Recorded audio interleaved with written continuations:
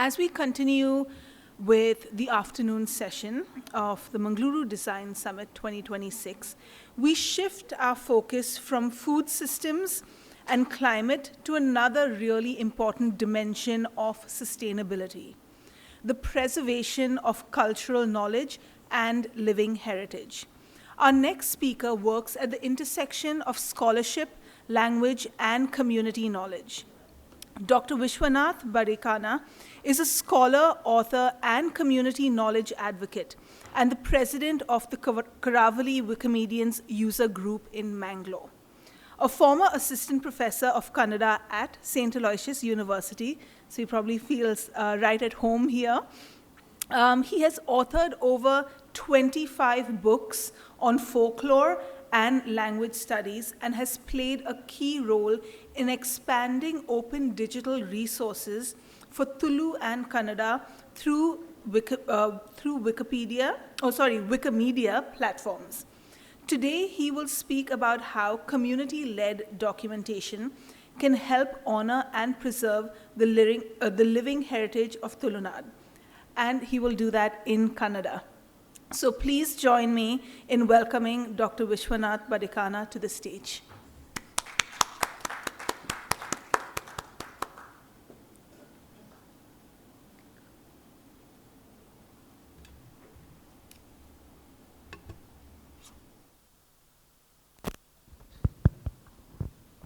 Hello, namaste.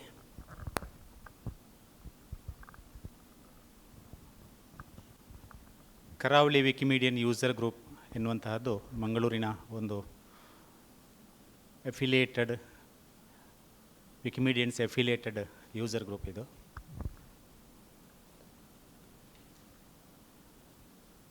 ಕರ್ನಾಟಕದ ಏಕೈಕ ಒಂದು ಎಫಿಲಿಯೇಟೆಡ್ ಯೂಸರ್ ಗ್ರೂಪು. ನಾವು ಬಹಳ ಪ್ರಮುಖವಾಗಿ ಕಲ್ಚರ್ ಮತ್ತು ಇಲ್ಲಿ ಹೆರಿಟೇಜಿಗೆ ಸಂಬಂಧಿಸಿದಂಥ ಕೆಲಸಗಳನ್ನು ಮಾಡ್ತಾಯಿದ್ದೇವೆ. ಕರ್ನಾಟಕದ ಚರಿತ್ರೆಯನ್ನು ಗಮನಿಸಿದರೆ ಸುಮಾರು 1200 ವರ್ಷಗಳನ್ನು, ಚರಿತ್ರೆ ಯಾರಾದರೂ ವಿದ್ಯಾರ್ಥಿಗಳಿದ್ದರೆ ಗೊತ್ತಿರ್ತದೆ, 1200 ವರ್ಷಗಳಷ್ಟು ಕರ್ನಾಟಕದಲ್ಲಿ ಆಳಿದ ಏಕೈಕ ಅರಸರು ಅಂತಿದ್ದರೆ ಅದು ತುಳುನಾಡಿನ ಅಳುಪ ಅರಸರು. ಆಳುವಕೇಡ ಎನ್ನುವಂಥದ್ದು ಇಲ್ಲಿಯ ಮೂಲತಃ ಅರಸರಿದ್ದದ್ದು. ಅವರ ಕಾಲಘಟ್ಟ 2ನೇ ಶತಮಾನದಿಂದ 1400-400ರವರೆಗೆ, ಅಂದರೆ ಸುಮಾರು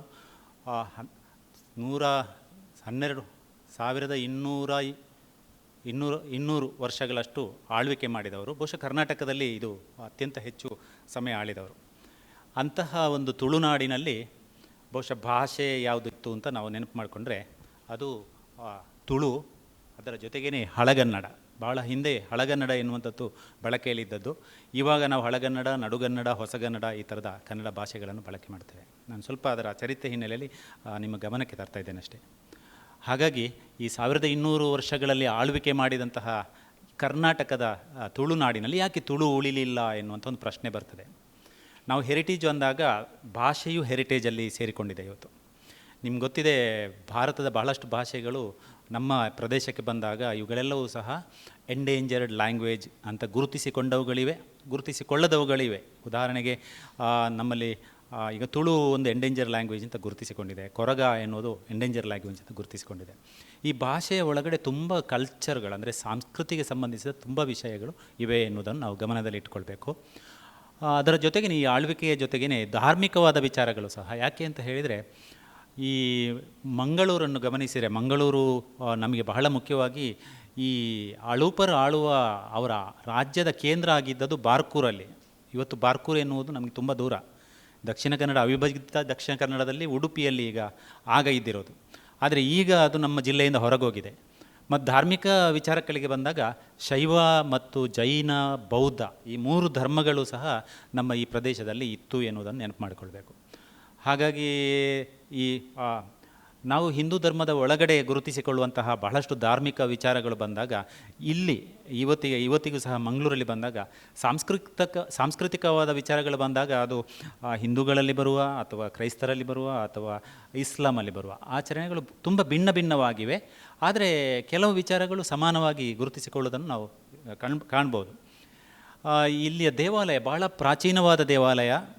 ಅದು ಕದ್ರಿ ಮಂಜುನಾಥ ಎನ್ನುವಂತಹದ್ದು. ಅದಕ್ಕೆ ಸಂಬಂಧಿಸಿದ ಹಾಗೆ ಪ್ರತ್ಯೇಕವಾದ ಚರ್ಚೆಗಳಿವೆ. ಅದು ಯಾವ ರೀತಿಯಲ್ಲಿ ಅದು ಮೂಲತಃ ಹೇಗೆ ಇತ್ತು, ಅದು ಬೌದ್ಧ ಸಂಸ್ಕೃತಿಯಲ್ಲಿ ಇತ್ತು ಎನ್ನುವುದರ ಒಂದು ಚರ್ಚೆ ಇದೆ. ನಾನು ಅದರ ಬಗ್ಗೆ ಹೋಗುವುದಿಲ್ಲ.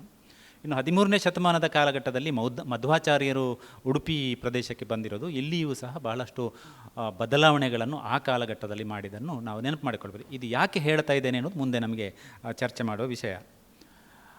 ಬಹಳ ಮುಖ್ಯವಾಗಿ ತುಳುನಾಡನ್ನು ಒಂದು ಪಾಡ್ದನದಲ್ಲಿ ಹೀಗೆ ಹೇಳಲಾಗ್ತದೆ: ಸತ್ತಿಗೆ ದಾತು ಮಲ್ಲೆ, ಅರಿವಾಣದಾತು ಉರುಂಟು, ಪಣವುದಾತು ಪೊರ್ಲು ಅಂತ. ಈ 3 ಸಾಲುಗಳಲ್ಲಿಯೂ ಸಹ ಉರುಂಟು ಅಥವಾ ಉರುಟಾದಂತಹ ಎನ್ನುವಂಥ ಒಂದು ಪದ ಕಾಣ್ತದೆ. ಅಂದರೆ ಸತ್ತಿಗೆ ಅಂದರೆ ಕೊಡೆ, ಛತ್ರಿ. ಆಮೇಲೆ ಅರಿವಾಣ ಅಂತ ಹೇಳಿದರೆ ಊಟ ಮಾಡುವ ತಟ್ಟೆ ಅಂತಲೇ ಇಟ್ಟುಕೊಳ್ಬೋದು, ಅಥವಾ ಅರಿವಾಣ. ನಾವು ನಮ್ಮ ಕಲ್ಚರಲ್ಲಿ ಬಹಳ ಮುಖ್ಯವಾಗಿ ಅದರಲ್ಲೆಲ್ಲ ಹಣ್ಣು ಹಂಪಲುಗಳನ್ನು ಇಡುವುದು. ಇನ್ನು ಪಣವು ಎನ್ನುವುದು ಹಣ, ಅದು ಮತ್ತು ಉರುಟು. ಈ 3 ಉರುಟುಗಳಂದರೆ ಇಡೀ ನಮ್ಮ ತುಳುನಾಡು ಒಂದು ಉರುಟಾದ ಜಾಗ ಎನ್ನುವಂತಹದ್ದನ್ನು ಹೇಳ್ತದೆ. ಹಾಗಾಗಿ ಇದನ್ನು ನಾವು ಒಂದು ದೈವಗಳಿರುವಂತಹ ಈ ನಾಡು ಮತ್ತು ಬಹಳಷ್ಟು ಭೂತಗಳು ಅಥವಾ ದೈವಗಳೆಲ್ಲ ಈ ಭೂಮಿಗೆ ಅವುಗಳು ಬಂದು ಎನ್ನುವಂಥದ್ದು ಘಟ್ಟದ ಮೇಲಿಂದ ಇಲ್ಲಿಗೆ ಇಳ್ಕೊಂಡು ಬಂದು ಎನ್ನುವಂಥದ್ದು ಒಂದು ಚರಿತ್ರೆ ಇದೆ.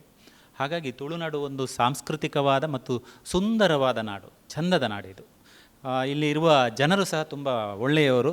ಹಾಗಾಗಿ ತುಳು ಭಾಷೆ ಅಂದರೆ ಅದು ಒಂಥರ ಮೆದುವಾದ ಭಾಷೆ, ಸಾಫ್ಟ್ ಲ್ಯಾಂಗ್ವೇಜ್ ಅಂತಲೇ ಬೇಕಿದ್ರೆ ಇಟ್ಕೊಳ್ಳೋದು. ತುಂಬ ಮೆದುವಾದ, ತುಳುವಿನ ಜನರು ತುಂಬ ಮೆದು ಜನರು. ಬಹುಶಃ ನಾವು ಇಲ್ಲಿ ನಮ್ಮ ಹೆರಿಟೇಜಿಗೆ ಬಂದಾಗ ಭೂತಾರಾಧನೆ ಮತ್ತು ನಾಗಾರಾಧನೆ ಅಂತ ಸಿಗ್ತದೆ. ನಿಮಗೆ ಗೊತ್ತಿದೆ, ಭೂತಾರಾಧನೆ ಅಂದಾಗ ನಮ್ಮಲ್ಲಿ ವಿವೇಕರಯ್ಯವರು, ಚಿನ್ನಪ್ಪಗೌಡರು ಅಥವಾ ಈ ಥರ ಭಾಳಷ್ಟು ಅಮೃತ ಸೋಮೇಶ್ವರವರು ಇವರೆಲ್ಲ ಭಾಳಷ್ಟು ಅಧ್ಯಯನ ಮಾಡಿ ಸುಮಾರು 400ಕ್ಕಿಂತ ಹೆಚ್ಚು ಭೂತಗಳಿವೆ ಅಂತ ಗುರುತಿಸಿಕೊಂಡಿದ್ದಾರೆ. ಆ ಭೂತಗಳು ಬಹುಶಃ ಅದರಲ್ಲಿ 2 ವಿಭಾಗಗಳನ್ನು ಬೇಕಾದ್ರೆ ಮಾಡ್ಕೊಳ್ಬೋದು.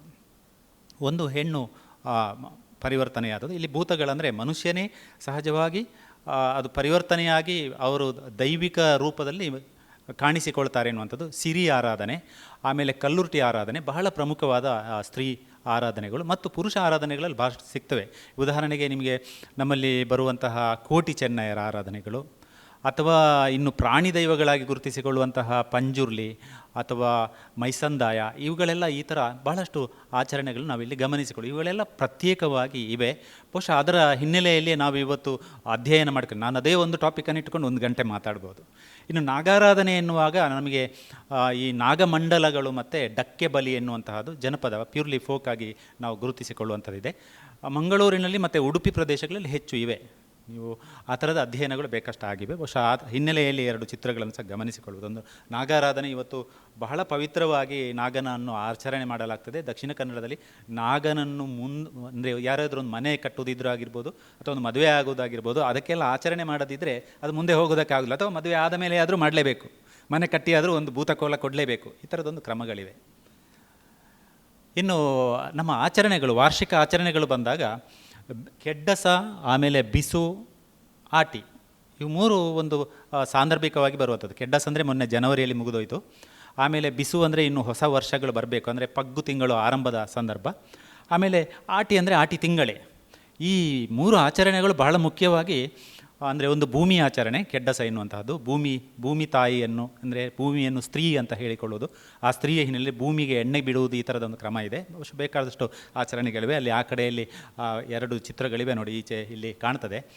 ಕೆಡ್ಡಸದ ಕೆಳಗೆ ನೆಲ ಸಾರಿಸಿ ಅದರಲ್ಲಿ ನೆಲದಲ್ಲಿ ಈ ಥರದ ಕ್ರಮ ಮಾಡಿಕೊಂಡದ್ದು.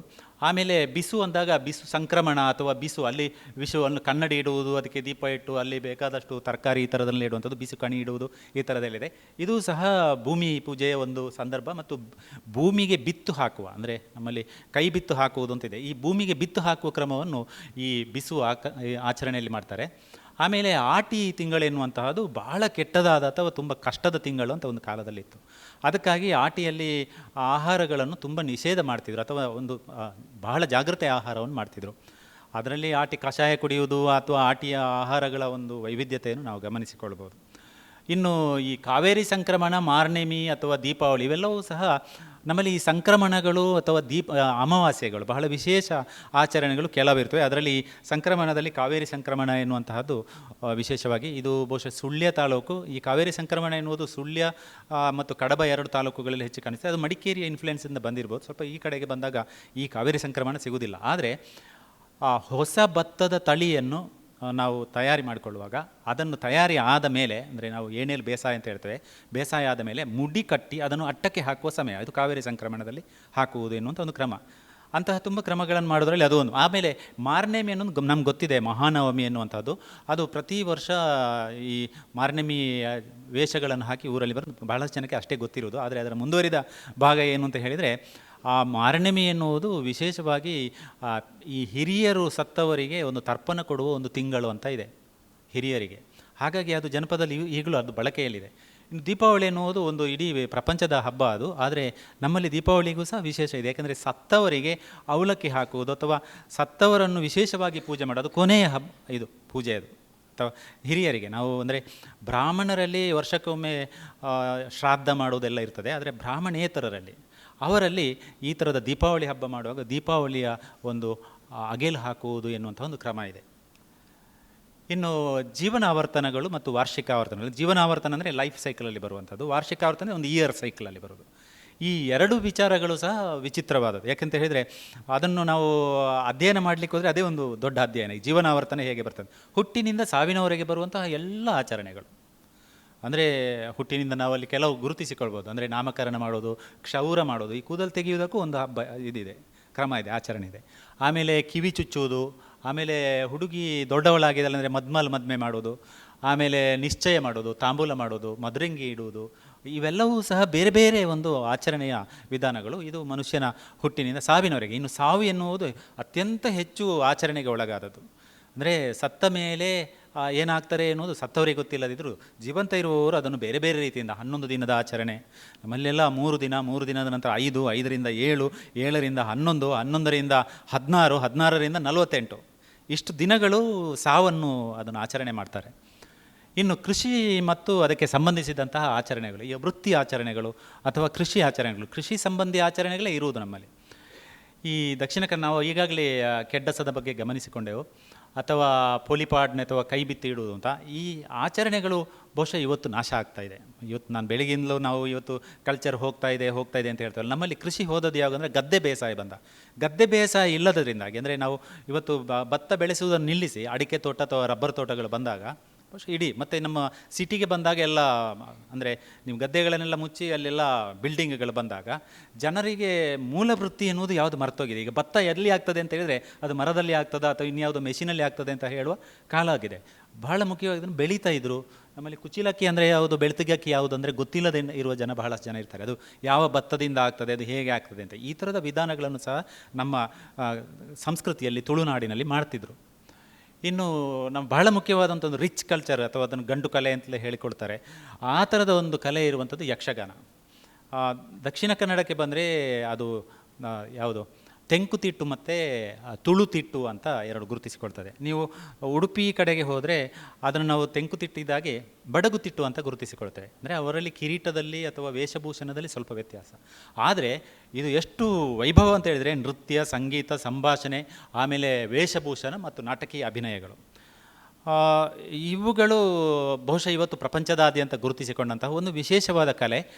ಅದಕ್ಕೆ ಒಂದು ಆಚರಣಾತ್ಮಕವಾದ ವಿಧಾನಗಳು, ಉದಾಹರಣೆಗೆ ದೇವಿ ಮಹಾತ್ಮೆ ಅಂತ ಆಟ ಆಡ್ತಾರೆ, ಅದಕ್ಕೊಂದು ಆಚರಣಾತ್ಮಕವಾದ ನೆಲೆಯೂ ಇದೆ. ಅಥವಾ ನಮ್ಮಲ್ಲಿ ಅದನ್ನು ಹೀಗೆ ಅಂದರೆ ಅದೊಂದು ಮನೋರಂಜನೆಯಾಗಿ ಆಡುವುದು ಸಹ ಇದೆ. ಅಂದರೆ ಕಟೀಲ್ನವರು ಬಂದರೆ ಅದಕ್ಕೆ ಮೊದಲೇ ಬುಕ್ ಮಾಡಿಕೊಳ್ಳೋದು, ಉಳಿದದ್ದಾದರೆ ನೀವು ಹೀಗೆ ಆಟಗಳನ್ನು ಆಡಿಸಬಹುದು ಎನ್ನುವಂತಹ ಕ್ರಮಗಳು. ಬಹುಶಃ ಈ ಥರದ ಒಂದು ಕಲೆ ಇವತ್ತು ಅದನ್ನೊಂದು ಆಚರಣೆ ಹಿನ್ನೆಲೆಯಲ್ಲಿ ಅಥವಾ ಒಂದು ಸಂಪ್ರದಾಯದ ಹಿನ್ನೆಲೆಯಲ್ಲಿ, ಅದು ಅಲ್ಲದ ಮನೋರಂಜನೆ ಹಿನ್ನೆಲೆಯಲ್ಲಿ ಇವತ್ತು ಆಗ್ತಾಯಿದೆ.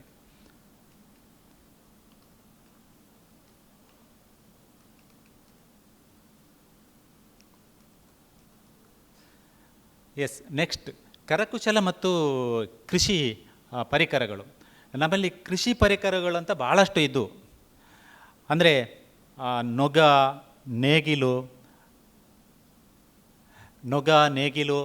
ಆಮೇಲೆ ಕೃಷಿ ಪರಿಕರಗಳಾಗಿ ನಮ್ಮ ತಲೆಗೆ ಇಡುವಂತಹ ಮುಟ್ಟಾಲೆ ಅಥವಾ ಟೋಪಿ, ಅದನ್ನು ಹಾಲೆಯ ಟೋಪಿ, ಆಮೇಲೆ ಕತ್ತಿಗಳು, ಕವನೆಗಳು, ಆಮೇಲೆ ಈ ಥರದ ಕೃಷಿ ಅಂದರೆ ಬೇಟೆಯಾಡುವಂತಹ ಕೆಲವು ಪರಿಕರಗಳು, ಇವುಗಳನ್ನೆಲ್ಲ ಮಾಡ್ತಿದ್ರು. ಇವತ್ತು ನಮಗೇನಾಗಿದ್ರೆ ಗನ್ ಬಂದ ಮೇಲೆ ಬೇಟೆಯಾಡುವ ವಿಧಾನ ಬದಲಾಯಿತು, ಅಥವಾ ಮಾರ್ಕೆಟ್ನಲ್ಲಿ ಟೋಪಿ ಬಂದ ಮೇಲೆ ನಾವು ಟೋಪಿ ಇಡುವ ವಿಧಾನ ಬದಲಾಯಿತು. ಆಮೇಲೆ ಬೇಸಾಯಕ್ಕೆ ಟ್ರ್ಯಾಕ್ಟರ್ಗಳು, ಟಿಲ್ಲರ್ಗಳು ಬಂದ ಮೇಲೆ ನೊಗನೇಗಿಲು ಅಥವಾ ಎತ್ತುಗಳನ್ನು ಸಾಕುವ ಕ್ರಮ ಬದಲಾಯಿತು. ಒಂದೇ ಒಂದು ಕಡೆಯಲ್ಲಿ ಅದು ಏನು ನಮ್ಮ ಆಚರಣಾತ್ಮಕ ಉಳಿದುಕೊಂಡಾಗ ಅದು ಕಂಬಳಾಗಿ ಒಂದು ಉಳಿದುಕೊಂಡಿದೆ, ಉಳಿದ ಹಾಗೆ ಯಾವುದಿಲ್ಲ. ಇನ್ನು ಕರಕುಶಲ ವಸ್ತುಗಳು ಅಂತ ಹೇಳಿದರೆ ಬಿದಿರಿನ ಹೆಣಿಕೆಯಲ್ಲಿ, ಕುಂಬಾರಿಕೆಯಲ್ಲಿ ಮಾಡುವಂತಹ ಪಾತ್ರೆಗಳು, ಬಿದಿರಿನ ಹೆಣಿಕೆಯಲ್ಲಿ ಮಾಡುವ ಬಹಳಷ್ಟು ವಸ್ತುಗಳು ನಮ್ಮಲ್ಲಿ ಕಾಣೆಯಾಗ್ತಾ ಇವೆ. ಯಾಕೆ ಇದೆ ಅಂದರೆ ಅದರ ಬಳಕೆಯ ವಿಧಾನ ಬದಲಾಗಿದೆ. ಆಮೇಲೆ ಬೇಟೆ ರೂಪಗಳು, ನಮ್ಮಲ್ಲಿ ಬೇಟೆ ಎನ್ನುವಂತಹದ್ದು ಅದು ಬಿಲ್ಲು ಪಗರಿ ಅಂತಲೇ ಇತ್ತು. ನೀವು ತುಂಬ ಆಚರಣೆಗಳಲ್ಲಿ ಈ ಭೂತಾರಾಧನೆಗಳಲ್ಲಿ ಬಿಲ್ಲು ಪಗರಿ ಎನ್ನುವುದು ಅಲ್ಲಿ ಬಹಳ ಪ್ರಮುಖವಾದ ಭಾಗ ಆಗ್ತದೆ. ಆದರೆ ಈಗ ಅದು ಬರೀ ಒಂದು ಏನು ಮನರಂಜನೆ ಅಥವಾ ಅದು ಯಾವುದೋ ಒಂದು ವೇದಿಕೆಯಲ್ಲಿ ತೋರಿಸಿಕೊಳ್ಳೋದು ಒಂದು ಭಾಗ ಆಗಿದೆ ಅಷ್ಟೇ. ಅಥವಾ ಅದು ಇವತ್ತು ಅದನ್ನು ನೀವು ಯಾವುದೋ ಒಂದು ಮ್ಯೂಸಿಯಮ್ಮಲ್ಲಿ ಮಾತ್ರ ನೋಡ್ಬೋದು. ಇನ್ನು ಈ ದರ್ಶನ ಬರುವಾಗ ಭೂತದ ಕೈಯಲ್ಲಿ ಬರುವಂತಹ ಕಡ್ಸಲೆಗಳು, ಇವುಗಳೆಲ್ಲವೂ ಸಹ. ಆಮೇಲೆ ವಸ್ತುಗಳನ್ನು ತಯಾರಿ ಮಾಡೋ ನೆಲೆಯಲ್ಲಿ ಈಗ ನೀವು ಬಲೆಯನ್ನು ಹೆಣೆಯುವ ಸ್ವಲ್ಪ ನಮ್ಮಲ್ಲಿ ಮೀನುಗಾರರ ಕೈಯಲ್ಲಿ ಉಳಿದಿದೆ. ಅಂದರೆ ಈ ಬಲೆ ಮೀನು ಹಿಡಿಯುವುದೆನ್ನುವುದು ಬರೇ ಸಮುದ್ರದ ಬದಿಯಲ್ಲಿ ಮಾತ್ರ ಅಲ್ಲ, ಅದನ್ನು ನದಿಯಲ್ಲಿ ಮಾಡ್ತಿದ್ರು, ಕೆರೆಯಲ್ಲಿ ಮಾಡ್ತಿದ್ರು, ಅಥವಾ ನಮ್ಮ ಊರಿನಲ್ಲೆಲ್ಲ ಸಾಮಾನ್ಯ ತೋಳುಗಳಲ್ಲಿ ಸಹ ಮೀನು ಹಿಡಿಯುವ ಕ್ರಮ ಇತ್ತು. ಅದೆಲ್ಲ ನಿಂತು ಹೋಗಿದೆ ಅಂದರೆ ಅದು ಹೀಗೆ ಮಾಡಬೇಕು ಅಂತ ಸ್ವಲ್ಪ ಕಷ್ಟವೇ. ಆದರೆ ಅವುಗಳೆಲ್ಲ ಯಾಕೆ ಹೋಯಿತು ಎನ್ನುವುದಕ್ಕೆ ನಮಗೆ ಸುಲಭವಾಗಿ ಸಿಗ್ತದೆ. ನೀವು ಕೋಳಿ ಸಾಕುವುದಿಲ್ಲ, ಯಾರು ಕೋಳಿ ಸಾಕುವ ಬದಲಿಗೆ ನೀವು ಮಾರ್ಕೆಟ್ನಲ್ಲಿ ಕೆ ಜಿ ಕೋಳಿ ಸಿಗ್ತದೆ. ಆಮೇಲೆ ಈ ದೈವಗಳಿಗೆ ಅಣಿ ಮಾಡುವುದು, ಮತ್ತು ದೈವಗಳ ಮುಡಿಯನ್ನು ಕಟ್ಟುವುದು, ಆಮೇಲೆ ದೈವಗಳ ಮುಖವನ್ನು ಮಾಡುವುದು, ಅದಕ್ಕೆ ಒಂದು ಸಾಂಪ್ರದಾಯಿಕವಾದ ನೆಲೆ ಇದೆ. ಈಗ ಸಾಮಾನ್ಯವಾಗಿ ನಾವು ಒಂದು ಮನೆ ಕಟ್ಟುವಾಗ ಮನೆಗೆ ಒಂದು ಆಯ ಅಂತ ಇರ್ತದೆ, ಹಾಗೆ ಒಂದು ಮುಖವನ್ನು ಮಾಡುವಾಗ ಅವುಗಳಿಗೊಂದು ಆಯ ಅಂತ ಇರುವಂತಹದ್ದು. ಆಮೇಲೆ ಈ ಅಣಿಗಳನ್ನು ತಯಾರಿಸುವಂತಹದ್ದು, ಅದಕ್ಕೊಂದು ಸಂದರ್ಭ. ಅಥವಾ ಮುಡಿಯನ್ನು ನೀವು ಮುಡಿ ಅಂದರೆ ಅದು ಕೈಯಲ್ಲೇ ಕಟ್ಟಿ ಮಾಡುವಂತಹ ದೊಡ್ಡ ಎತ್ತರವಾದಂತಹ ಭೂತದ ಹಿಂದುಗಡೆ ಕಟ್ಟೋದಕ್ಕೆ ಮಾಡುವಂಥದ್ದು, ಅದಕ್ಕೆ ಬೆಳ್ಳಿಯ ಬಂಗಾರದಂತಹ ಆಭರಣಗಳನ್ನು ಇಡ್ತಾರೆ. ಇದೆಲ್ಲವೂ ಸಹ ನಮ್ಮಲ್ಲಿ ಇವತ್ತು ನೋಡಲಿಕ್ಕೆ ಮಾತ್ರ, ಅದನ್ನು ಬಹಳ ಜಾಗ್ರತೆಯಿಂದ ಇಟ್ಟುಕೊಳ್ಳುವಂತಹ ಸಂದರ್ಭವು ಬಂದಿದೆ. ಇನ್ನು ನಮಗೆ ಜನಪದ ಕುಣಿತ ಅಂತ ಹೇಳುವಾಗ, ಜನಪದ ಕುಣಿತಗಳು ಪ್ರಕೃತಿಯ ಬದಲಾವಣೆ ಮಾಡಿಕೊಂಡದು. ನಮ್ಮಲ್ಲಿ ಜನಪದ ಕುಣಿತಗಳಂದಾಗ ಅದು ಜನರಿಗೆ ಆಗುವಂತಹ ಕಷ್ಟಗಳನ್ನು ಪರಿಹಾರ ಮಾಡೋದಕ್ಕಾಗಿ. ಅಂದರೆ ನೀವು ರೋಗ ರುಜಿನಗಳು ಬರ್ತವೆ, ಆಟಿಕಳೆಂಜ ಬರುವುದು ಯಾಕೆ ಅಂತ ಹೇಳಿದರೆ ರೋಗವನ್ನು ತೆಕೊಂಡು ಹೋಗುವ, ಅಂದರೆ ಮಾರಿಯನ್ನು ತೆಕೊಂಡು ಹೋಗುವ ಈ ಥರದೊಂದು ಕ್ರಮ ಇದೆ. ಆಮೇಲೆ ಚೆನ್ನು ಕುಣಿತ ಎನ್ನುವಂಥದ್ದು ಸುಗ್ಗಿಯಲ್ಲಿ ಬರುವಂತಹ ಒಂದು ಕುಣಿತ, ಅದು ಚೆನ್ನು ಕುಣಿತ.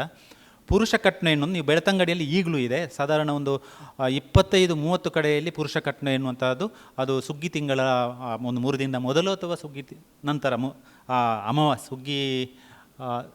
ಸುಗ್ಗಿಯ ಸಂಕ್ರಮಣದ ಆಚೆ ಈಚೆ 2-3 ದಿನಗಳಲ್ಲಿ ನಡೀತವೆ. ಇನ್ನು ಸೋಣ ತಿಂಗಳಲ್ಲಿ ಬರುವ ಸೋಣದ ಜೋಗಿ ಎನ್ನುವಂತಹದ್ದು, ಆಮೇಲೆ ಮದಿಮಾಲೆ ಎನ್ನುವಂಥದ್ದು, ಅದು ಸಹ ಒಂದು ಸುಗ್ಗಿಯ ಕಾಲಘಟ್ಟದಲ್ಲಿ ಬರುವಂತಹದ್ದು. ಮಾದಿರ ಎನ್ನುವಂಥದ್ದು ಇದು ಸುಗ್ಗಿಯ ಕಾಲಘಟ್ಟದಲ್ಲೇ, ಸುಗ್ಗಿ ಕಳೆದ ಕೂಡಲೇ ಬರ್ತದೆ, ಸ್ವಲ್ಪ ದಿನ ಕಳೆದ ಕೂಡಲೇ. ಕನ್ಯಾಪ ಎನ್ನುವಂಥದ್ದು ಇದೆಲ್ಲ ಮನೆಗೆ ಬರ್ತಿತ್ತು ಒಂದು ಕಾಲದಲ್ಲಿ. ಅವರು ಮನೆಗೆ ಬಂದು ಕುಣಿತಾ ಹೋಗ್ತಾ ಇರುವಂತಹ ಕ್ರಮ ಇತ್ತು. ಅಂದರೆ ಇವುಗಳು ಇವತ್ತು ಒಂದು ಕೃಷಿ ಸಂಪ್ರದಾಯ ಬದಲಾದಾಗ ಇದರ ಜೊತೆಗೆ ಎಲ್ಲವೂ ಹೊರಟೋಗಿದೆ. ಇವತ್ತು ಅವುಗಳಿಲ್ಲ. ಇವತ್ತೆಲ್ಲಾದರೂ ನೀವು ಬೇಕು ಅಂತಿದ್ರೆ ಅವುಗಳನ್ನು ವಿಶೇಷವಾಗಿ, ಈಗ ನಮ್ಮ ಒಂದು ತಂಡ ಹೋಗಿ ಕಳೆದ ಸಲ ಕಾಸರಗೋಡಿನಲ್ಲಿ ಅದನ್ನು ವಿಶೇಷವಾಗಿ ಮಾಡಿಸಿಕೊಂಡೆವು ನಾವೇ ಕೇಳಿ.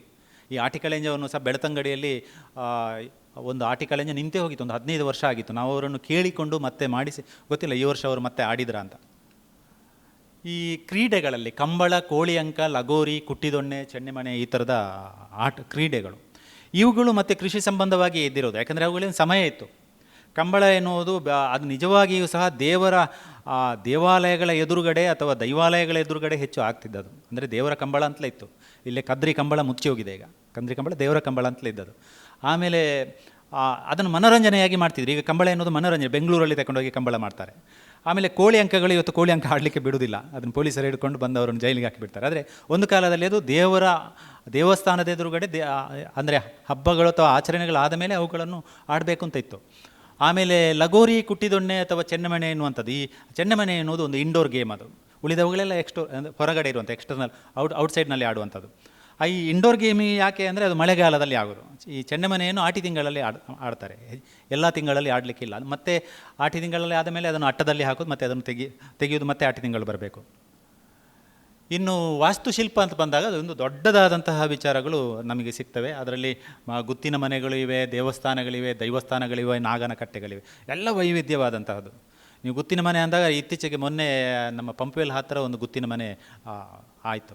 ಗುತ್ತಿನ ಮನೆ ಒಂದು ದೊಡ್ಡ ಇನಾಗ್ರೇಷನ್ ಮಾಡಿದ್ರು, 4-5 ದಿನ ಮಾಡಿದರು. ನೋಡ್ಬೋದು, ಈಗ ಯಾರಿಗಾದ್ರೂ ಆಸಕ್ತಿ ಇದ್ದರೆ ಗುತ್ತಿನ ಮನೆ ಮಂಗಳೂರಲ್ಲಿ ತುಂಬ ಇವೆ. ಅಥವಾ ನಮ್ಮ ಪಿಲಿಕುಲದಲ್ಲಿ ಒಂದು ಗುತ್ತಿನ ಮನೆಯನ್ನು ತಯಾರು ಮಾಡಲಾಗಿದೆ ಸರ್ಕಾರದ ನೆಲೆಯಿಂದ. ಅಂದರೆ ಗುತ್ತಿನ ಮನೆ ಎನ್ನುವುದು ಒಂದು ಕಾಲದಲ್ಲಿ ಯಜಮಾನಿಕೆಯ ಅಥವಾ ಅರಸರಿದ್ದ ರೂಪದಲ್ಲಿ ಅಥವಾ ಅರಸರೇ ಇದ್ದರು ಎನ್ನುವಂಥ ಒಂದು ಕ್ರಮ ಇದ್ದದ್ದು. ಇವತ್ತು ಅದರ ವಿನ್ಯಾಸಗಳನ್ನು ನಾವು ಸುಮ್ಮನೆ ಚಿತ್ರದಲ್ಲಿ ನೋಡೋದು ಅಥವಾ ಎಲ್ಲೋ ಒಂದು ಕಡೆ ಅದು ಏನು ಜನರು ನೋಡಲಿಕ್ಕೆ ಒಂದು ವಾಸ್ತುಶಿಲ್ಪವನ್ನು ನೋಡಲಿಕ್ಕೆ ಇಟ್ಟೊಂದು ಜಾಗ ಆಗಿರ್ತದೆ. ಇನ್ನು ದೈವಸ್ಥಾನಗಳು ನಾನು ಹೇಳೋದಿಲ್ಲ, ಯಾಕೆಂದರೆ ಬೇಕಾದಷ್ಟು ಕಡೆ ಸಿಗ್ತವೆ. ಈಗ ಹೊಸ ದೇವಸ್ಥಾನಗಳು ಆಗ್ತಾಯಿವೆ. ನಾಗನಕಟ್ಟೆಯು ಬೇಕಾದಷ್ಟು ಇಲ್ಲಿ ಬೇಕಾದಷ್ಟು ಆಗ್ತಾಯಿದೆ. ಇನ್ನು ನಾವು ಬಹಳ ಮುಖ್ಯವಾಗಿ ಇಷ್ಟೆಲ್ಲ ಆಗಿಯೂ ಸಹ ಕೆಲವು ಈಗ ತುಳು ಪ್ರದೇಶದಲ್ಲಿ ನಾವು ಯಾಕೆ ಇವುಗಳನ್ನು ಉಳಿಸಿಕೊಳ್ಳೋದಕ್ಕೆ ಸಾಧ್ಯ ಆಗ್ತಾ ಇಲ್ಲ ಅಥವಾ ಉಳಿಸಿಕೊಳ್ಳುವುದು ಯಾಕೆ ಆಗಲಿಲ್ಲ ಎನ್ನುವುದಕ್ಕೆ ಕೆಲವು ವಿಷಯಗಳನ್ನು ಹೇಳಬೇಕು. ಬಾಸೆಲ್ ಮಿಷನರಿ ಅವರು ಬಂದು, ಅಂದರೆ ನಾನು ಹೇಳೋದು 1800ರ ಕಾಲಘಟ್ಟದಲ್ಲಿ ಬಾಸೆಲ್ ಮಿಷನರಿ ಅವರು ಬಂದಾಗ ಇಲ್ಲಿಯ ತುಳುನಾಡನ್ನು ನೋಡಿ ಅವರಿಗೆ ಇಲ್ಲಿಯ ಭಾಷೆ ಮತ್ತು ಸಂಸ್ಕೃತಿ ವಿಶೇಷವಾಗಿ ಕಾಣಿಸಿಕೊಂಡದ್ದು. ಅವ್ರು ಏನು ಮಾಡ್ತಾರೆ ಅಂದರೆ ತುಳುವಿಗೆ ಸಂಬಂಧಿಸಿದ ಹಾಗೆ ತುಳುವಿನ ಪಾಡ್ದನಗಳನ್ನು ಸಂಗ್ರಹ ಮಾಡ್ತಾರೆ. ಇಲ್ಲಿಯ ಎಲ್ಲ ಪ್ರದೇಶಗಳನ್ನು ಅವರು ಫೋಟೋಗ್ರಫಿ ಮಾಡಿ ಇಟ್ಟುಕೊಂಡಿದ್ದಾರೆ. ತಿಳ್ಕೊಳ್ಳಿ, ನಾವು ಇವತ್ತು ನಮಗೆ ಅನಗತ್ಯವಾದ ಫೋಟೋಗಳನ್ನು ತೆಗೆದು ಎಲ್ಲೆಲ್ಲಿ ಹಾಕ್ತೇವೆ, ಆದರೆ ನಮಗೆ ಬೇಕಾದ ಫೋಟೋಗಳನ್ನು ತೆಗೆದು ಇರಿಸ್ತಾ ಇಲ್ಲ. ಅವುಗಳನ್ನೆಲ್ಲ ಕಾಪಿ ಮಂಗಳೂರಿನಲ್ಲಿ ಈ ಥರದ ಕೆಲವು ವೆಬ್ಸೈಟ್ಗಳು ಇಟ್ಕೊಂಡು ಕೆಲಸ ಮಾಡ್ತಾ ಇದ್ದಾರೆ.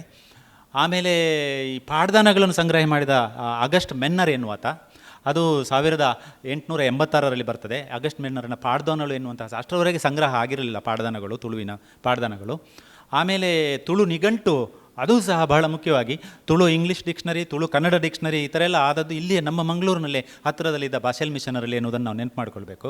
ಪತ್ರಿಕೋದ್ಯಮಕ್ಕೆ ಬಂದಾಗ ಪತ್ರಿಕೆಯಲ್ಲಿ ಕನ್ನಡದಲ್ಲಿ ಬಂದ ಮೊದಲನೇ ಪತ್ರಿಕೆ ಮಂಗಳೂರು ಸಮಾಚಾರ 1843ರಲ್ಲಿ ಇಲ್ಲೇ ಮಂಗಳೂರಲ್ಲಿ ಅದು ಬರ್ತದೆ. ಆಮೇಲೆ ಇನ್ನೂ ಬಹಳ ಮುಖ್ಯವಾಗಿ ಕೈಗಾರಿಕೆ ಅಥವಾ ಉದ್ಯಮ ಅಂತ ಬಂದಾಗ ಮಂಗಳೂರಿನ ಹಂಚುಗಳು, ಅದನ್ನು ಸಹ ವಿಶೇಷವಾಗಿ ನೀವು ಬಾಸೆಲ್ ಮಿಷನರಿ ಹಂಚುಗಳು, ಬಾಸೆಲ್ ಹಂಚುಗಳಂತಲೇ ಬರ್ತಿತ್ತು. ಅವುಗಳೆಲ್ಲವೂ ಇವತ್ತು ಒಂಥರ ಮೂಲೆಗುಂಪಾಗ್ತಾ ಇವೆ. ಹಾಗೆ ಅಂತ ಹೇಳಿ ನಮ್ಮ ಮಂಗಳೂರಿಂದ ಹೊರಗಡೆ ಬೇಕಾದಷ್ಟು ಅದು ಪ್ರಖ್ಯಾತಿಯನ್ನು ಪಡೆದಿದೆ. ನೀವು ಇಲ್ಲಿ ಮಡಿಕೇರಿ ಕಡೆಗೆ ಹೋದರೆ ಅಥವಾ ಚಿಕ್ಕಮಗಳೂರು ಕಡೆಗೆ ಹೋದರೆ ಅಲ್ಲೆಲ್ಲ ಮನೆಗಳಿಗೆ ಹೆಚ್ಚು ಹಂಚುಗಳನ್ನು ಮಂಗಳೂರಿಂದ ತಗೊಂಡು ಹೋಗ್ತಾರೆ. ಮಂಗಳೂರಿನವರೆಲ್ಲ ಟ್ಯಾರಿಸ್ ಮನೆಗೆ ಹೋಗ್ತಾ ಇದ್ದಾರೆ. ನಾವು ಅದನ್ನು ಬಿಟ್ಟಿದ್ದೇವೆ. ಬಹಳ ಮುಖ್ಯವಾಗಿ ಮಾಡಬೇಕಾದ್ರೆ ಇನ್ನೇನು ಮಾಡ್ಬೋದು ನಾವು ಅಂತ. ಇಷ್ಟೆಲ್ಲ ನಾನು ಚರಿತ್ರೆಯನ್ನು ಹೇಳಿದರೆ, ಇದು ನಮ್ಮ ಭೂತಕಾಲ ಅಥವಾ ವರ್ತಮಾನ ಕಾಲದಲ್ಲಿ ಕೆಲವು ಇವೆ. ಇನ್ನು ನಾವು ಏನು ಮಾಡಬೇಕೆನ್ನುವಂತಹದ್ದು ಬಹುಶಃ ನಮಗೆ ನಮ್ಮದೊಂದು ಪ್ರಾಜೆಕ್ಟ್ನಲ್ಲಿ ನಾವು ಕೆಲಸ ಮಾಡ್ತಿದ್ದೇವೆ. ವಿಕಿಮೀಡಿಯಾ ಎನ್ನುವಂತಹ ಒಂದು ದೊಡ್ಡ ಸಂಸ್ಥೆ ಅಮೆರಿಕಾದಲ್ಲಿರೋದು, ಅದರ ಒಂದು ಸಣ್ಣ ಮರಿ ನಾವು ಮಂಗಳೂರಿನಲ್ಲಿ ಒಂದು ಯೂಸರ್ ಗ್ರೂಪ್ ಅಂತ ಮಾಡಿಕೊಂಡು ಒಂದಷ್ಟು ನಾವು ಸದಸ್ಯರು ಕೆಲಸ ಮಾಡ್ತಿದ್ದೇವೆ. ಎಲ್ಲರೂ ಅವರವರ ಇಷ್ಟದಲ್ಲಿ ಬೇರೆ ಬೇರೆ ಫೀಲ್ಡಲ್ಲಿರೋರು, ಆದರೆ ನಾವೆಲ್ಲ ಒಂದು ಕಡೆ ಆನ್ಲೈನಲ್ಲಿ ಕೆಲಸ ಮಾಡುವವರು. ಮತ್ತು ಅದು ಓಪನ್ ಸೋರ್ಸ್. ಅದು ನಮಗೇನು ಅದರಿಂದ ಲಾಭವೂ ಇಲ್ಲ, ನಮಗೇನು ಅದರಿಂದ ನಷ್ಟವೂ ಇಲ್ಲ. ಲಾಭ ಅಂತ ಹೇಳಿದರೆ ಕಲ್ಚರಿಗೆ ಬೇಕಾಗಿ, ನಷ್ಟ ಎನ್ನುವುದು ನಮ್ಮ ಸಮಯ. ಅದು ನಾವೇನು ಅದಕ್ಕೆ ಒಂದು ವಾಲಂಟರಿಯಾಗಿ ವರ್ಕ್ ಮಾಡ್ತಾ ಇರೋದು. ನಮ್ಮದೊಂದು ಕರಾವಳಿ ವಿಕಿಮೀಡಿಯನ್ ಯೂಸರ್ ಗ್ರೂಪ್ ಅಂತ ಇದೆ. ಆ ಯೂಸರ್ ಗ್ರೂಪ್ನ ಬಗ್ಗೆ 1-2 ಮಾತುಗಳನ್ನು ಹೇಳೋದಕ್ಕೆ ಬಯಸ್ತೇನೆ ನಾನು. ಕರಾವಳಿ ವಿಕಿಮೀಡಿಯನ್ ಯೂಸರ್ ಗ್ರೂಪ್ ಎನ್ನುವಂತಹದ್ದು ಒಂದು ಇಲ್ಲೇ ಮಂಗಳೂರಿನಲ್ಲೇ ತಯಾರಿಯಾದ ಅಥವಾ ಮಂಗಳೂರಿನ ಆಸಕ್ತರ ಒಂದು ಗುಂಪು ಇದು. ಇದರ ಉದ್ದೇಶ ಏನೆನ್ನುವಂತಹದ್ದು ನಾವು ಪ್ರತಿ ವರ್ಷವೂ ಸಹ ಅಥವಾ ಪ್ರತಿ ತಿಂಗಳಿಗೆ ಸಂಬಂಧಿಸಿದ ಹಾಗೆ ಸಹ ಇಲ್ಲಿಯ ಕಲ್ಚರ್ಗಳ ಬಗ್ಗೆ ಡಾಕ್ಯುಮೆಂಟೇಷನ್ ಮಾಡ್ತೇವೆ. ಆಮೇಲೆ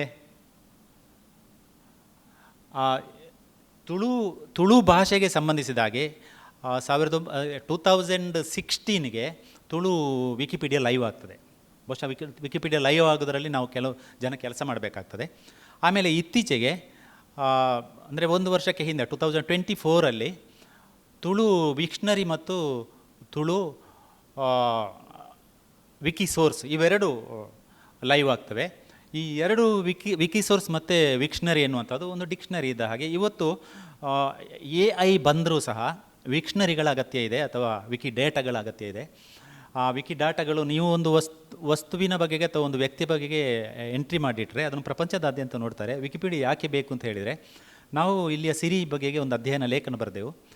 ಅದನ್ನು ಯಾರೋ ಒಬ್ಬ ಜರ್ಮನಿಯವರು ಓದ್ತಾರೆ, ಯಾಕಂದರೆ ಲ್ಯಾಂಗ್ವೇಜಿಗೆ ಟ್ರಾನ್ಸ್ಲೇಷನ್ ಆಗ್ತದೆ, ಈಸಿಯಾಗಿ ಆಗ್ತದೆ ಅಂತಂದಾಗ ನಮ್ಮ ಕಲ್ಚರನ್ನು ನಾವು ಪ್ರಪಂಚದಾದ್ಯಂತ ಹೇಳಿಕೊಳ್ಳೋದಕ್ಕೆ ಒಂದು ಒಳ್ಳೆಯ ಪ್ಲ್ಯಾಟ್ಫಾರ್ಮು ವಿಕಿಪೀಡಿಯಾ ಎನ್ನುವಂಥದ್ದು. ಬಹುಶಃ ವಿಕಿಪೀಡಿಯಾದ ಸಿಸ್ಟರ್ ಪ್ರಾಜೆಕ್ಟ್ಗಳು ಅಂತ ಹೇಳಿ ಈ ವಿಕಿ ಸೋರ್ಸ್ ಅಥವಾ ವಿಕ್ಷನರಿ ಅಥವಾ ವಿಕಿ ಡಾಟಾ, ವಿಕಿಗೆ ಸಂಬಂಧಿಸಿದ ವಿಕಿ ಕಾಮನ್ಸ್ಗಳು, ಇಲ್ಲೆಲ್ಲ ಫೋಟೋಗಳನ್ನು ಅಪ್ಲೋಡ್ ಮಾಡ್ಕೊಳ್ಬೋದು. ಗಮ್ಮತ್ತು ಏನು ಅಂತ ಹೇಳಿದರೆ, ನಮ್ಮಲ್ಲಿ ಭಾಳಷ್ಟು ಜನ ಫೋಟೋ ತೆಗೆದು ಗೂಗಲ್ಗೆ ಅಥವಾ ಬೇರೆ ಯಾವುದಕ್ಕೂ ಅಪ್ಲೋಡ್ ಮಾಡ್ತಾರೆ, ವಿಕಿ ಕಾಮನ್ಸಿಗೆ ಯಾರು ಅಪ್ಲೋಡ್ ಮಾಡ್ತಾ ಇಲ್ಲ. ದಯವಿಟ್ಟು ಯಾರಾದರೂ ನಿಮಗೆ ಆಸಕ್ತಿ ಇದ್ದರೆ, ನೀವು ತುಂಬ ಒಳ್ಳೆಯ ಫೋಟೋ ತೆಗೆದಿದ್ದರೆ, ನಿಮಗೆ ಅದರ ಬಗೆಗೆ ಸ್ವಲ್ಪ ಕಾಳಜಿ ಬೇಕಿದ್ರೆ ನಾವು ನಿಮಗೆ ಸಹಾಯ ಮಾಡ್ಬೋದು. ಇಲ್ಲ ನೀವೇ ಹೋಗಿ ಬೇಕಿದ್ರೆ ಅದರಲ್ಲಿ ಅರ್ಥ ಮಾಡಿಕೊಂಡ್ರೆ, ನೀವು ಒಳ್ಳೆಯ ಫೋಟೋಗಳನ್ನು ತೆಗೆದ್ರೆ ಅದನ್ನು ನೀವೆಲ್ಲೋ ಒಂದು ಕಡೆ ಇಟ್ಕೊಳ್ಳೋದಕ್ಕಿಂತ ವಿಕಿ ಕಾಮನ್ಸಿಗೆ ಹಾಕಿ, ಯಾರಿಗಾದರೂ ಪ್ರಯೋಜನ ಆಗ್ತದೆ, ಸ್ಟಡಿ ಪರ್ಪಸ್ಸಿಗೆ ಹೋಗ್ತದೆ. ಒಳ್ಳೆ ವೀಡಿಯೋಗಳನ್ನು ತೆಗೆದು ಹಾಕಿ, ಅದು ಸ್ಟಡಿ ಪರ್ಪಸ್ಸಿಗೆ ಹೋಗ್ತದೆ. ನಮ್ಮ ಅಧ್ಯಯನದ ಈ ಥರದ ವಿಚಾರಗಳು ನಾವೊಂದು ಪ್ರತಿ ವರ್ಷವೂ ನಾವು ಇದನ್ನು ಒಂದು ಆನ್ಲೈನಲ್ಲಿ ರಿಪೋರ್ಟ್ ಆಗಿ ಕೊಡ್ತೇವೆ. ಇವೆಲ್ಲ ನಾವು ಲಾಸ್ಟ್ ಇಯರ್ ಮಾಡಿದ ಆರ್ಟಿಕಲ್ ಎಂಜದ ಬಗ್ಗೆ ಲಾಸ್ಟ್ ಇಯರ್ ಒಂದು ದೊಡ್ಡ ವರ್ಕ್ ಮಾಡಿದ್ದೆವು, ಒಂದು ಪ್ರಾಜೆಕ್ಟ್ ವರ್ಕ್ ಮಾಡಿದ್ದೆವು. ಆಮೇಲೆ ಬೇರೆ ಬೇರೆ ನಮ್ಮಲ್ಲಿ ಬೇಕಾದಷ್ಟು ಆಚರಣೆಗಳಾಗ್ತವೆ. ಆ್ಯಕ್ಚುಲಿ ಆಟಿ ತಿಂಗಳಲ್ಲಿ ಏನು ನಡೆಯೋದಿಲ್ಲ ಅಂತ ಇದೆ, ಆದರೆ ನಮಗೆ ಸ್ಟಡಿಗೆ ಹೋದಾಗ ಆಟಿ ತಿಂಗಳಲ್ಲಿ ತುಂಬ ನೇಮಗಳಾಗ್ತವೆ ಅಥವಾ ಈ ಥರದ ಭೂತಾರಾಧನೆಗಳಾಗ್ತವೆ ಎನ್ನುವ ವಿಚಾರಗಳು ಸಿಕ್ಕಿದವು. ಹೀಗೆ ನಾವು ತುಳು ಆಚರಣೆ ಹಿನ್ನೆಲೆಯಲ್ಲಿ ಈ ಥರದ ಕೆಲಸಗಳನ್ನು ಮಾಡಿದ್ದೇವೆ. ಎಸ್,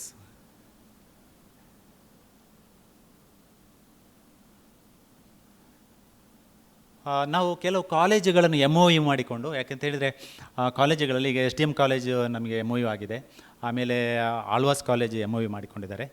ಆ ಥರದ MOUಗಳ ಮೂಲಕ ನಾವು ಅವರ ಜೊತೆಗೆ ಕೆಲಸ ಮಾಡ್ತೇವೆ. ಕಾಲೇಜುಗಳಲ್ಲಿ ಹೋಗಿ ನಮ್ಮದೇ ಖರ್ಚಲ್ಲಿ ನಾವು ಹೋಗೋದು ಕಾಲೇಜಿಗೆ, ಅವರ ಜೊತೆಗೆ ಹೋಗಿ ನಾವು ಅವರ ಹತ್ರ ನಿಂತು ಒಂದಷ್ಟು ಅವರನ್ನು ಮೋಟಿವೇಟ್ ಮಾಡಿ ಈ ಥರದ ಕೆಲಸ ಮಾಡಬೇಕು ಎನ್ನುವುದರ ಮೋಟಿವೇಟ್ ಮಾಡುವಂಥ ಒಂದು ತಂಡ ಇದೆ. ಆಮೇಲೆ ನಾವು ಏನೇನು ಆ್ಯಕ್ಟಿವಿಟಿ ಮಾಡಿದ್ದೇವೆ ಎನ್ನುವಂಥದ್ದು ಪ್ರತಿ ತಿಂಗಳು ಆಗಾಗ ನಾವು ಮೀಟಪ್ ಮಾಡ್ತೇವೆ, ಆಮೇಲೆ ಈವೆಂಟ್ಗಳನ್ನು ಮಾಡ್ತೇವೆ. ಈ ಥರದ ಒಂದು ಚಟುವಟಿಕೆಗಳು ಬಹಳ ಅಗತ್ಯ ಬೇಕು. ಇದಕ್ಕೆ ನಮ್ಮ ಜೊತೆ ಕೆಲಸ ಮಾಡೋರು ಬೆರಳೆಣಿಕೆಯವರು. ಬಹುಶಃ ನಮ್ಮಲ್ಲಿ ಅನಗತ್ಯವಾದಂತಹ ಅಪ್ಲೋಡ್ ಮಾಡೋರು ತುಂಬ ಜನ ಇದ್ದಾರೆ. ಈ ಥರದ ಒಳ್ಳೆ ಕೆಲಸಗಳಿಗೆ ಬಹುಶಃ ನಿಮ್ಮಲ್ಲಿ ಯಾರಾದರೂ ತುಂಬ ಆಸಕ್ತರಿದ್ದರೆ ನಮಗೆ ಬೇಕು. ನಮಗೇನು ಯಾವಾಗಲೂ ತಿಂಗಳಲ್ಲಿ ಒಮ್ಮೆ ನಾವು ಭೇಟಿಯಾಗೋದು, ಆದರೆ ಕೆಲಸಗಳನ್ನು ಅವರಷ್ಟಕ್ಕೆ ಮಾಡ್ತಾ ಇರ್ತೇವೆ, ಅದು ಮಾತ್ರ ಬಹಳ ಮುಖ್ಯ. ಅದನ್ನು ನಾವು ಇಲ್ಲಿ ನೆನಪು ಮಾಡಿಕೊಳ್ಬೇಕಾದ್ರೆ ಇನ್ನೊಂದು ವಿಡಿಯೋ ಇದೆ, ಅಲ್ಲಿಗೆ ನೆಕ್ಸ್ಟ್ ವಿಡಿಯೋ. ನಾವು ಕಳೆದ ಒಂದು 24ನೇ ಇಸವಿಯಲ್ಲಿ 2024ಗೆ ಒಂದು ಪ್ರಾಜೆಕ್ಟ್ ವರ್ಕ್ ಮಾಡ್ತೇವೆ. ಅದು ಪುರುಸಕಟ್ಟಣೆಯ ಬಗ್ಗೆ.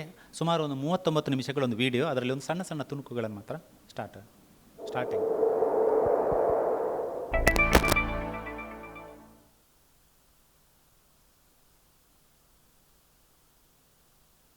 ವಿಕಿಪೀಡಿಯಾ ಪನಪುನ ಒಂಜಿ ಸ್ವತಂತ್ರ ವಿಶ್ವಕೋಶ. ಒಂದು ಕ್ಯಾಲಿಫೋರ್ನಿಯಾದ ವಿಕಿಮೀಡಿಯಾ ಫೌಂಡೇಶನ್ ಎಂಗೆಲೆಡ್ ಬರ್ಪುಂಡು. ನೆನ್ನೆ ಏರ್ಲ ಏಪಲ ಒಲ್ಪಲ ಕುಲ್ಲುದು ಗಲಸುಲೆ ಅಂಚನೆ ತುಳು ಭಾಷೆಗಳ ಒಂಜಿ ತುಳು ವಿಕಿಪೀಡಿಯಾ ಪನಪುನ ಉಂಡು. ಐಟ್ 2000 ಹೆಚ್ಚ ಬರವುಲು ಲೇಖನಗಳುಲ್ಲ. ಇಂದಿನ ಗಲಸೆರೆಗಾತ್ ತುಳುನಾಡುತ್ತ ಜವ್ವನೇರ ಸೇರುವಂತು ಆ ಕರಾವಳಿ ವಿಕಿಮೀಡಿಯಾ ಯೂಸರ್ ಗ್ರೂಪು ಪನಪನೇನ ಒಂಜಿ 2017 ತಿಂಚ ಕಟ್ಟೊಂದು ಬತ್ತೇರು. ದಕ್ಷಿಣ ಕನ್ನಡ ಜಿಲ್ಲೆದ ಬೆಳ್ತಂಗಡಿ ತಾಲೂಕದ ಬೇತೆ ಬೇತೆ ಗ್ರಾಮ ಪರಿಸರಡು ಒಂಜಪ್ಪೆ ಭಾಷೆದ ಬೇತೆ ಬೇತೆ ಜಾತಿ ಸಂಪ್ರದಾಯದ ದಿಂಜ ಜನಕ್ಕಲು ಸೇರ್ದು ನಡಪುನ ಪುರುಷರ ಕಟ್ಟನ ಸುಗ್ಗಿದ ನಲಿಕೆದ ಬಗೆಟ್ ಕೊಲಬು ತೋಜಾ ಒಂದುಲ್ಲ.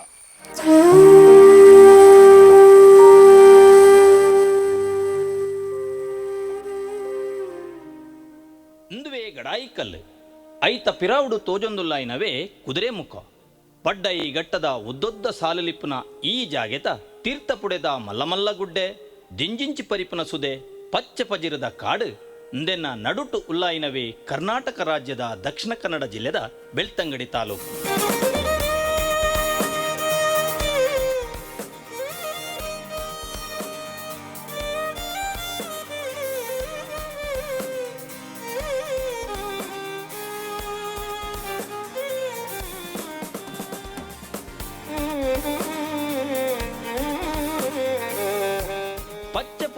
ಪೊದೆತ್ತನ ಬೆಳ್ತಂಗಡಿ ತಾಲೂಕು ಎಂಚ ಸಮೃದ್ಧ ಆತುಂಡ ಅಂಚನೆ ದೈವದೇವರಿನ ಆರಾಧನೆ, ಜನಪದರಿನ ಆಚರಣೆ, ನಂಬಿಕೆ ನಂಬೋಲಿಕೆ ಭೂತಾರಾಧನೆ ಬೊಕ್ಕ ಬೇತೆ ಬೇತೆ ಗೊಬ್ಬುಲೆಡು ಈ ಜಾಗೆ ಪುದರ್ ಪಡೆತನೆ.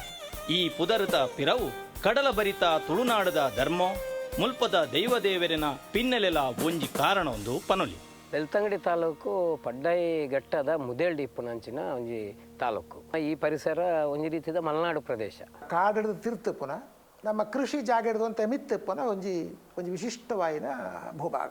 1001 ದೈವದೇವರು ನಾಗಬ್ರಹ್ಮೇರು ನೆಲೆಯಾದ ಉಂತಿನಂಚಿತ್ನ ಈ ಪುಣ್ಯದ ಮಣ್ಣು ತುಳುನಾಡು. ದಕ್ಷಿಣ ಕನ್ನಡ ಜಿಲ್ಲೆ ಪಣಿಪುನಂಚಿತ್ನ ಈ ಜಿಲ್ಲೆಡು ಬೆಳ್ತಂಗಡಿ ತಾಲೂಕದ ಒಂಜಿ ಪುಣ್ಯದ ತಾಲೂಕು.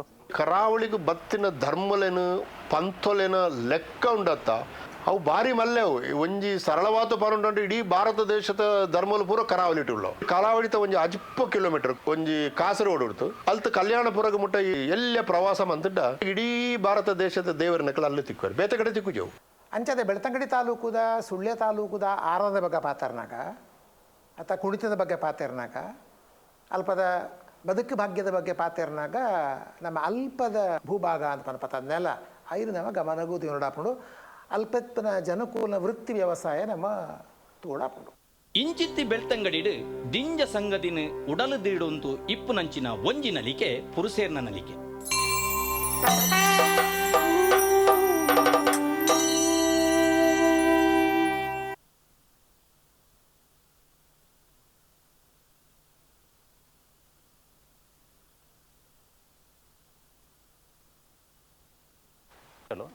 ಈ ಪ್ರದೇಶದ ಪುದಾರುಗಳು ನಮ್ಮ ದೆತ್ತು ಎಂಕ್ಲ ತೂಯಿನ ಒಂಜಿ ರಡ್ಡಾಂಡ ಇಂಚಿನ ಒಂಜಿ 25 ಕಡೆಟ್ಟು ಈ ಸುಗ್ಗಿ ಪುಣ್ಣಿಮೆಡ ಆನಾಗ ಅವು 25 ರೂಪಡು ಇಪ್ಪನ ಸಾಧ್ಯತೆ ಉಂಟು. ಈ ಪ್ರದೇಶದ ಪುದಾರುಗಳು ನಮ್ಮ ದೆತ್ತು ಅಂದಾಂಡ್ಲ ಐಟ್ ನಂಗೆ ಈ ಅಳಿದುಳಿದ ಇತಿಹಾಸ ಅಂತ ಪಣಪನಮ ಏ ತೋರಿತ್ತಿಂದ ಐನ ಇತಿಹಾಸದ ತುಣುಕುಗಳು ಐನ್ ತೂಯರ ನಂಗೆ ಸಾಧ್ಯ ಆಪುಂಡು. ಇಡೀ ಕರ್ನಾಟಕದ ಫೋಕ್ಲೋರ್ ಉಂಡತ ಅವು ಮೊನೋಟನಸ್ ಆತನ ಅಂಚಾದ ಪೂರ ಕಲೆಕಲು ಚೇಂಜ್ ಆವಂತುಳ್ಳು ಅಂಚಾದ ಇತ್ತೇ ನಮ್ಮ ಜಾನಪದನ ಒರಿಪಾವನೆ ಪಂಟ ಒಂಜಿ ಬೆಸ್ಟ್ ಡಾಕ್ಯುಮೆಂಟೇಷನ್ ಮನ್ಪಿನಿ ಮಸ್ತ್ ಜನಗಳನ್ನ ಅಭಿಪ್ರಾಯ ದೆತ್ತು ಅಂತು ವಿಡಿಯೋ ಮಂತದ್ದು ಆನ್ಲೈನ್ ಪಡ್ತು ಬಿಡ್ತೀನಿ ಅವು ಒಂಜಿ ನಮ್ಮ ಪ್ರಿಸರ್ವೇಷನ್ ಇಂದ ನಮ್ಮ ಆರ್ಕೈವ್ಸ್ ಒಂದು ಪನ್ಪ so we can take our folk arts in to a archive for the next generation documentation and online preservation. ಈ ನಲಿಕೆಯನ್ನು ನಾನದುಂಬಾಗ ಮೂಲ ರೂಪಡು ಒರಿಪಾಯರ ಸಾಧ್ಯ ಇದ್ಯಾಂಡಲ ದಾಖಲೆ ಮಲ್ತದ ದೀಪುಣ ಅಗತ್ಯ ನಮ್ಮ ಮಾಂತೇರ್ನಲ್ಲ ಮಿತ್ತುಂಡು ಒಂದು ಪನೊಲಿ ಅಂಚ ಆವಾಡೊಂದು ಪನ್ಪಿನ ಪಾತೆರೋ ಎಂಕ್ಲೆ ನಾವು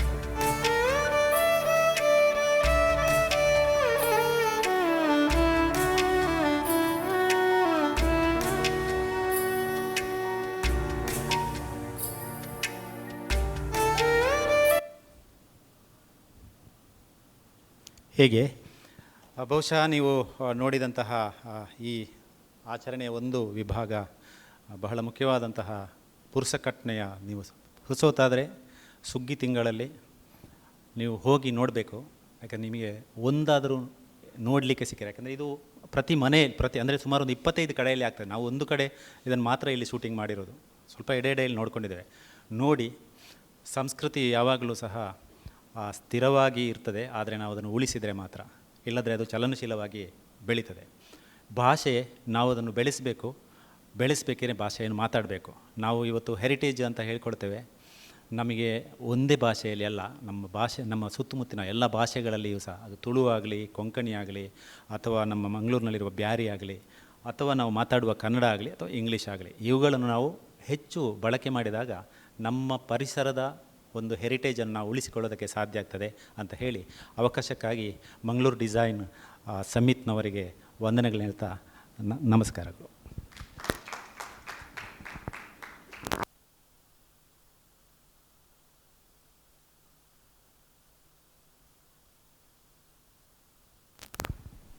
Thank you so much, sir. Does anyone have any questions in the audience? Any questions? Or from the students? I think the explanation of all the work that you do was so clear that nobody has any questions. I think what the Karavali Wikimedians is doing is something. I think I met them at the Literature Festival. What was it, like a month, 2 months ago? January. And I saw them and found out what they're doing, and I was like, oh my goodness, this is so great. And it's all their own effort. Like Caroline was talking about the Coastal Heritage Collective yesterday. It is people with passion who are trying to find the time to hold on and preserve what they love and think is important. And so for that, a round of applause. Thank you so much. And we're really, really honored to have you here with us. And so, you know, I just want to say that your work reminds us that heritage is not only found in monuments or archives. It lives in stories and languages and practice and the everyday moments that we have and the knowledge held within communities. Efforts like community-led documentation ensure that these traditions are not lost, but continue to be shared, learned from, and carried forward. So to express our appreciation, I'd like to offer you a memento from the Mangaluru Design Summit. The Wikimedians, you all can all come up. Would love everybody clap for the whole team, because this is a group effort.